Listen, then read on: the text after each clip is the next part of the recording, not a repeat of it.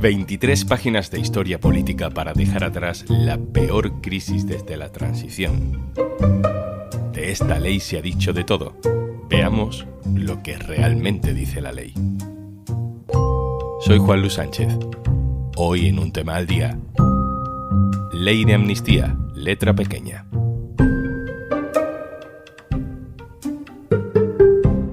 Una cosa antes de empezar. ¿Quieres escuchar Un Tema al Día sin interrupciones? Es muy fácil. Entra en podimo.es/al día, regístrate y podrás escuchar este y miles de podcasts más sin tener que escucharme a mí.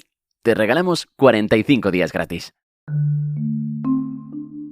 Aquí está. Ley Orgánica de Amnistía para la Normalización Institucional, Política y Social en Cataluña. Son 23 páginas. Registrada en el Congreso el 13 de noviembre de 2023.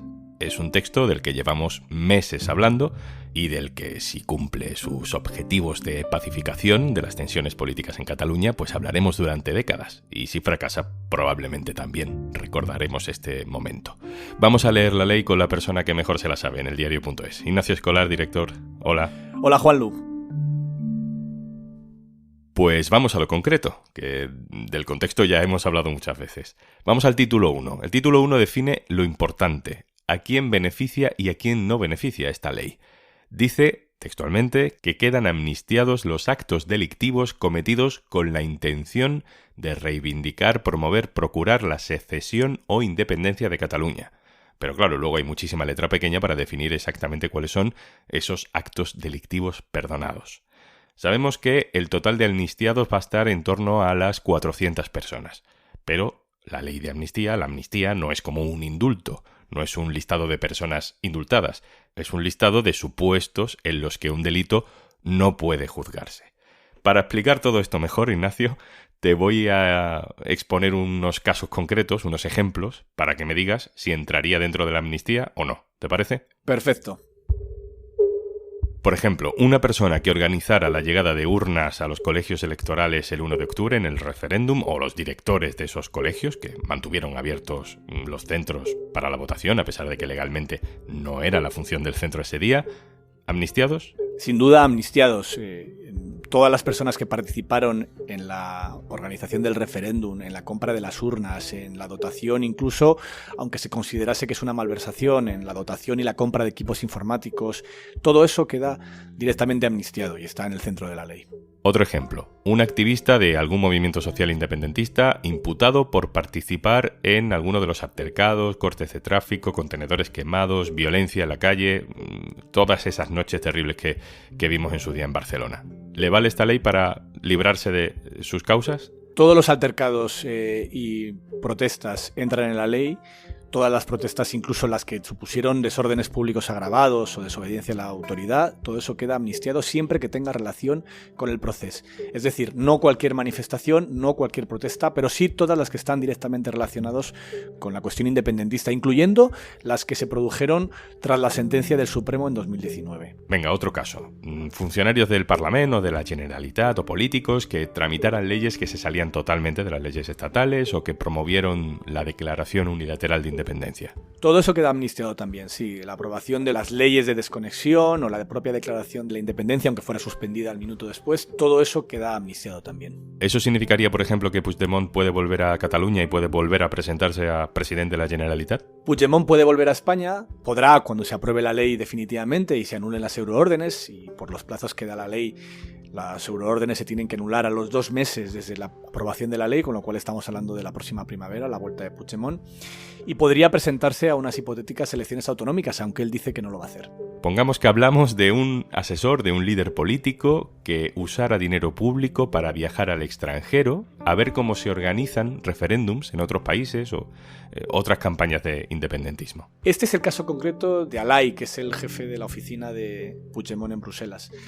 Alay estaba procesado por una malversación de 4.500 euros por haber ido a Nueva Caledonia con dinero público a ver un referéndum de autodeterminación en Nueva Caledonia. Esto, en la definición que hace la ley, queda perdonado también, porque es un asesor directo del expresidente Puigdemont que iba a ver un asunto relacionado directamente con el proceso independentista, que no se iba a hacer turismo, sino que iba a algo muy concreto en representación de Puigdemont y para ver un referéndum de autodeterminación. Y pensando también en casos concretos, un asesor de un político independentista, o directamente algún político independentista, imputado, procesado por una causa que no tiene nada que ver con el procés, pero que el independentismo dice que está encausado, está procesado porque es que hay una persecución contra él o contra el independentismo. ¿Eso entra en la amnistía? El ejemplo más claro es el de Laura Borràs, que durante mucho tiempo se especuló con que iba a estar en la ley de amnistía. Ella está condenada por fraccionar unos contratos que se llevó una persona relacionada con ella en unos servicios públicos. Esto no está amnistiado. Esto es un caso de corrupción. Y aunque los independentistas consideran que esta persecución contra Laura Borràs tiene que ver con el proceso independentista, no será amnistiado porque no hay una relación directa entre esos hechos y la cuestión independentista. Ni la familia Pujol tampoco, ¿no? Tampoco serán amnistiados la familia Pujol, ni tampoco incluye la amnistía al abogado de Puigdemont, Gonzalo Boye, que está procesado por un asunto en la Audiencia Nacional que nada tiene que ver, teóricamente, con el independentismo ni con el 1 de octubre. Hay más de 70 policías imputados por las cargas del 1 de octubre. ¿Le beneficiaría la ley, Ignacio, por ejemplo, a un policía imputado por lesiones o por violencia excesiva, por uso injustificado del material antidisturbios en alguna manifestación? Quedan amnistiados todos los policías procesados por las cargas del 1 de octubre, pero hay un punto que tendrán que ser los tribunales los que decidan. La ley de amnistía dice que no se incluyen aquellos casos que provocan la pérdida de un ojo, la pérdida de los testículos, la pérdida de un sentido, la vista, salvo que se demuestre que no ha habido dolo, es decir, que no había intencionalidad de mutilar. Esto coloca algunos casos en un gris. Tendrán que ser los tribunales los que decidan si hay o no hay intencionalidad de provocar esa lesión y en función de eso serán amnistiados o no. Pero no podrá ser de manera imprudente. Si se considera en el juzgado que esos policías actuaron de manera imprudente, serán amnistiados. Bueno, hasta ahí la batería de casos de sí o no. Pero hay un asunto en el que hay que pararse un poco. No te voy a pedir un sí o un no, Ignacio, porque hay que explicarlo mejor. En una década de procés en Cataluña no hemos visto atentados terroristas. Todos sabemos lo que es un atentado y no los hemos visto. Pero sabemos también que en España hay interpretaciones muy laxas de lo que puede ser, por ejemplo, el terrorismo callejero. Y pienso específicamente, en este caso, en las manifestaciones de Tsunami Democratic o de los CDR bloqueando infraestructuras estratégicas como un aeropuerto o carreteras en la frontera. Ahí hay una causa abierta por terrorismo y además esa causa está valiéndole a un juez en concreto, García Castellón, para intentar llegar hasta Puigdemont.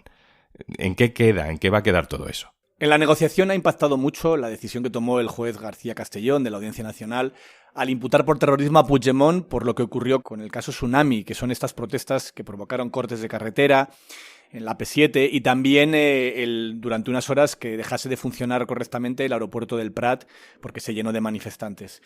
El juez dice que haya habido terrorismo y lo basa, entre otras razones, en que hubo un turista francés que se tuvo que ir andando hasta la terminal porque no había manera de ir en taxi, andó 4 kilómetros y le dio un infarto al corazón después. Un fallecido al que no se le ha prestado atención en 4 años, pero que de repente lo convierte el juez García Castellón en víctima del terrorismo. Para salvar este asunto han hecho una redacción bastante interesante, porque por un lado dicen que no quedan amnistiados los delitos de terrorismo, lo cual es obligado porque los tratados internacionales que ha firmado España no permiten perdonar según qué tipo de delitos, incluido el terrorismo, pero lo que hacen es matizar que ese terrorismo tiene que ser terrorismo según una directiva europea del año 2017 donde se establecían qué delitos son terrorismo, es decir, los atentados, los secuestros, los explosivos, un montón de delitos que salen detallados ahí y donde no entra por ningún sitio algo ni lejanamente parecido a cortar un aeropuerto o cortar una carretera. Y además dice que tiene que ser las víctimas, en caso de que hubiera delitos con víctimas, tienen que ser con dolo, es decir, tiene que ser víctimas que hayan muerto porque la intención de quien ha sido el responsable de su muerte ha sido de manera deliberada asesinarlos. Y no hay manera por la cual considerar que ninguno de los manifestantes que cortaron el Prat tenían como intención que alguien le diera un infarto, con lo cual, por un lado y por el otro, queda salvado este caso y todo este proceso judicial del Tsunami sí estaría amnistiado. Todo ese título primero de la ley se encarga de establecer la frontera entre lo que sí es amnistiable y lo que no. Y luego el título 2 se encarga de explicar cómo se ejecuta todo eso, qué tiene que pasar cuando la ley sea aprobada. ¿Qué pinta tiene ese proceso, Ignacio? La ley es muy clara. Lo que dice es que en 2 meses, por un procedimiento de urgencia, todos los tribunales que tengan casos afectados por esta amnistía tienen que cumplir con ella, eliminando los antecedentes penales cuando ya hay sentencia, o sacando a las personas de la cárcel cuando están en prisión, eliminando las euroórdenes cuando están dictadas. En 2 meses tienen que hacerlo. Y además establece que si un tribunal, y seguramente sea lo que pase con el Supremo, plantea un recurso de inconstitucionalidad al Constitucional o plantea una cuestión prejudicial a la justicia europea, eso no paraliza la amnistía. Tienes derecho a plantear esto, pero eso no significa que te tengas que esperar o que puedas esperar hasta que te llegue la respuesta del Constitucional para que esta ley se aplique. La ley se aplicará hasta que el Constitucional decida si sí o si no, pero no se va a parar hasta que se espere a que llegue la sentencia del Constitucional. Va a entrar en vigor con todos sus efectos a los 2 meses desde su aprobación en las Cortes y su publicación en el BOE.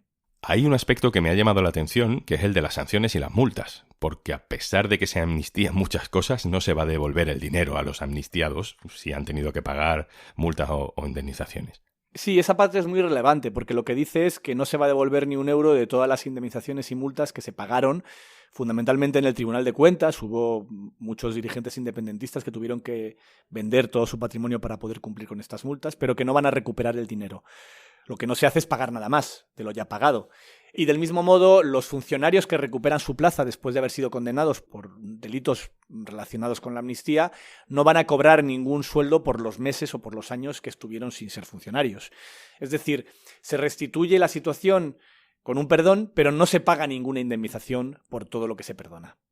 Podemos dar por hecho que la aplicación de la ley va a tener muchas resistencias políticas, jurídicas. ¿Qué opciones ves tú de que no se aplique? ¿Hay mucho margen para que todo esto se enmarañe antes de entrar en vigor o que los jueces puedan intentar torpedearlo a su manera? A mí es un tema que me preocupa porque sobre la práctica la ley no deja mucho espacio a la interpretación y es bien clara a la hora de explicar qué tienen que hacer los jueces. Y no olvidemos que los jueces lo que aplican es la ley que aprueba el Parlamento, y esto es una ley que si sale adelante será porque cuenta con la mayoría absoluta en el Parlamento, como toda ley orgánica. Tiene que ser con más de 176 votos a favor. En ese caso, es posible que nos encontremos con algún juzgado o algún tribunal que se resista como pueda, pero eso no paraliza su entrada en vigor. Pues vamos a terminar por el principio de la ley, que es la exposición de motivos. En este caso ocupa más de la mitad del texto. Son 12 páginas de preámbulo, Ignacio, con muchísimo contenido político que creo que es importante al menos reseñar. A mí el preámbulo de la ley me parece un texto interesantísimo que recomiendo leer y que calla muchas bocas a todos los que decían que esta ley iba a suponer que el Estado se humillara y que dijera que hasta ahora no era una democracia o que lo que había pasado antes era antidemocrático. No es verdad. Lo que dice el texto es bastante claro. Dice que sucedieron una serie de hechos bastante graves, que en eso estamos de acuerdo absolutamente todos los españoles, en el 1 de octubre catalán y en el proceso independentista, y que por un aras de un interés general se decide perdonar esos sucesos, pero al mismo tiempo se dice de manera clara, explícita, en distintos párrafos, que España es una democracia equiparable a las demás, donde se garantizan los derechos fundamentales desde 1978, y que precisamente porque es una democracia y precisamente porque existe separación de poderes, es el Parlamento quien puede decidir aprobar una amnistía, exactamente igual que ocurre en otras democracias europeas de nuestro entorno. Creo que el texto es también una suerte de recurso previo contra el recurso de inconstitucionalidad que sin duda se va a presentar, porque se detallan muchos de los argumentos por los que esta ley es constitucional. Se explica por qué el hecho de que existan precedentes no recurridos ante el Constitucional de leyes donde se habla de la amnistía es un precedente de que esta ley es constitucional. Se explica también que el hecho de que algo no aparezca prohibido explícitamente por la Constitución no significa que no se pueda hacer, al contrario, es el Parlamento quien debe interpretarlo y después el Tribunal Constitucional. Y se dan muchos argumentos de nuestro entorno político, citando sentencias de la justicia europea, donde se explica que este tipo de medidas, que se han aprobado más de medio centenar en países europeos en el último medio siglo, son perfectamente democráticas. Es un texto de verdad que recomiendo leer. Pues se puede leer en eldiario.es, dejo el enlace en la descripción del episodio. Ignacio Escolar, director del diario.es. Gracias. Gracias, Juanlu. Un abrazo.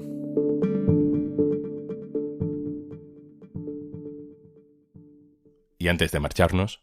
En Podimo estamos bastante en contra del aburrimiento. Así que hemos preparado para ti una selección increíble de podcasts de todas las categorías que te imagines. Entrevistas, humor, noticias, ciencia, medicina, true crime y, por supuesto, un tema al día. Y si quieres 45 días gratis de Podimo, solo tienes que registrarte en este enlace, podimo.es/al día.